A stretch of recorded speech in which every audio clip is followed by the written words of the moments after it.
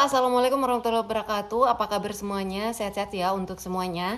Jadi seperti biasanya, saya biasanya akan ada sesi spesial untuk menjawab pertanyaan yang masuk. Tapi ini penting juga untuk Bapak Ibu semuanya simak, walaupun ini bukanlah pertanyaannya. Karena kenapa? Karena siapa tahu saja ini relate dengan permasalahan yang Bapak Ibu alami. Karena biasanya umumnya yang ditanyakan oleh orang-orang di kolom komentar itu adalah permasalahan-permasalahan umum yang dialami sebagai penerima bantuan sosial. Jadi pastikan nonton video sampai habis ya, karena di sini spesial untuk menjawab pertanyaan yang masuk pada kolom komentar di video saya yang sebelumnya.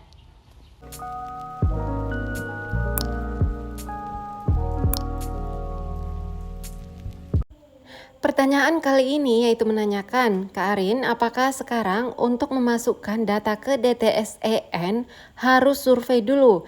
Nah, sepertinya ini ada kesalahpahaman ya, karena saat ini seluruh pendamping sosial yang ada di seluruh Indonesia memang telah melakukan survei ground check DTSN tahun 2025.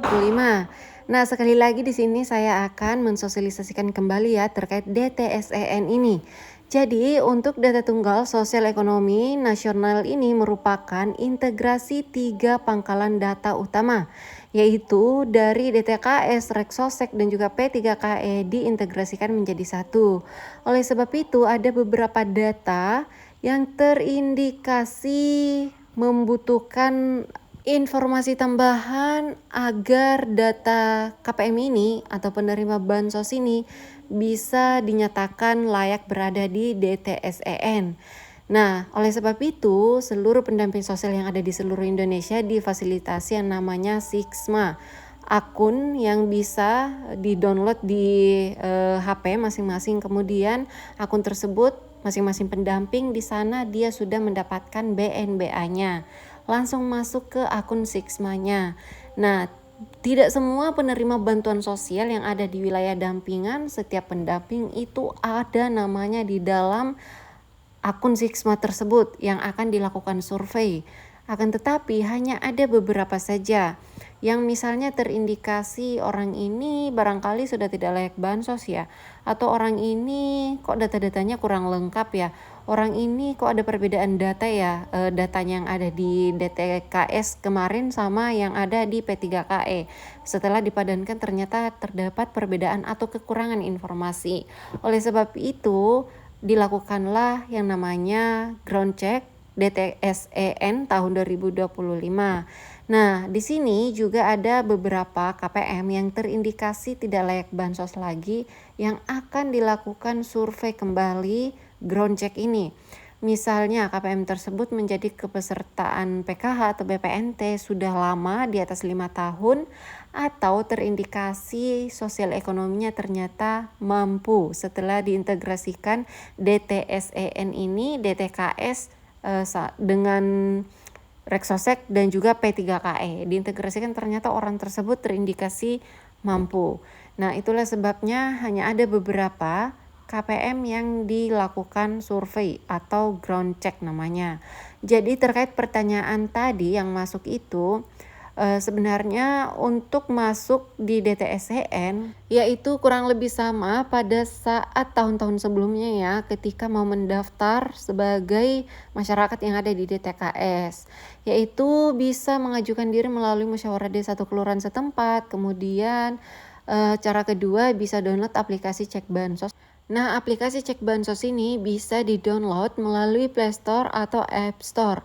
Akan tetapi ada beberapa masyarakat yang mengajukan pengaduan ya.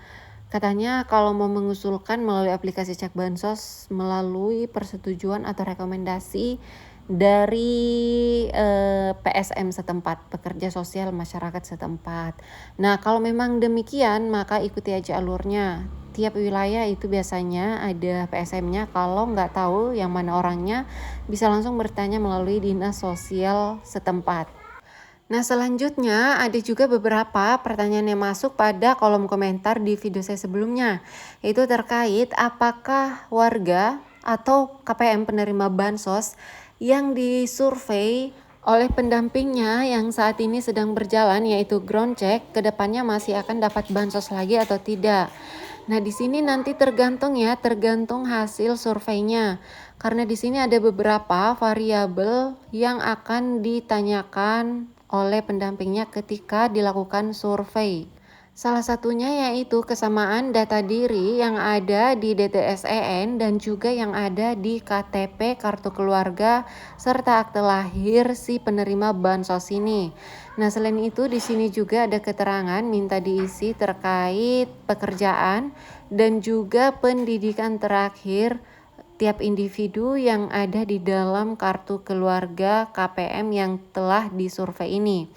Nah, selain itu ada juga terkait sosial ekonomi KPM. Nanti akan ditanya juga terkait penghasilan per bulannya dan juga akan ditanyakan terkait kepemilikan rumah atau kepemilikan asetnya. Nanti di sana rumahnya akan dilihat dan ditanya apakah rumah ini milik pribadi atau masih milik bersama keluarga, ngontrak atau numpang. Nah, nanti Bapak Ibu dijawab aja sejujur-jujurnya. Karena ini semuanya sebenarnya itu sudah ada data-datanya di dalam akun Sixma tersebut. Akan tetapi hanya ingin dipastikan lagi. Oleh sebab itu, seluruh jawaban yang Bapak Ibu berikan diharapkan adalah jawaban yang jujur. Kemudian nanti hasil survei tersebut akan dikirim ke pusat. Nah, nanti pusat yang akan menentukan apakah hasil survei tersebut menyatakan bahwa Bapak Ibu itu masih layak terima bansos atau justru nanti akan diberikan semacam pelatihan kewirausahaan atau akan digraduasi sejahtera mandiri dan sebagainya. Nanti keputusannya tetap akan kita tunggu dari pusat. Jadi tugas pendamping sosial ini hanya mendata data-data KPM yang sudah ada BNBA-nya masuk di akun Sixma masing-masing. Nah, siapa di sini yang rumahnya sudah didatangin oleh pendamping sosialnya untuk dilakukan survei ground check ini? Tulis komentarnya di bawah video ini ya. Sekaligus aja Bapak Ibu berkenalan dengan pendamping sosialnya masing-masing. Barangkali Bapak Ibu adalah peserta baru, oleh sebab itu belum pernah ketemu sama sekali. Jadi inilah saatnya, jangan lupa minta nomor handphonenya juga agar kedepannya bisa dengan mudah berkomunikasi. Nah, selain itu ada juga beberapa KPM yang nunggu nanya mana tuh yang survei kok sampai sekarang belum ada. Harap bersabar ya. Ini ada dua kemungkinan. Kemungkinan yang pertama, barangkali Bapak Ibu namanya tidak ada masuk ke dalam BNBA KPM yang akan disurvei. Itu kemungkinan pertama. Selanjutnya kemungkinan yang kedua. Kemungkinan yang kedua barangkali Bapak Ibu masih menunggu giliran. Karena saat ini ramai sekali yang disurvei ya. Dalam satu orang pendamping biasanya akan mendapatkan data seratusan, sebanyak antara 300 sampai 400-an KPM atau rumah tangga yang akan dilakukan survei. Oh ya, selain itu ternyata BNBA calon yang akan disurvei ini ternyata sebagian juga ada penerima bantuan sosial BPNT murni atau PKH murni.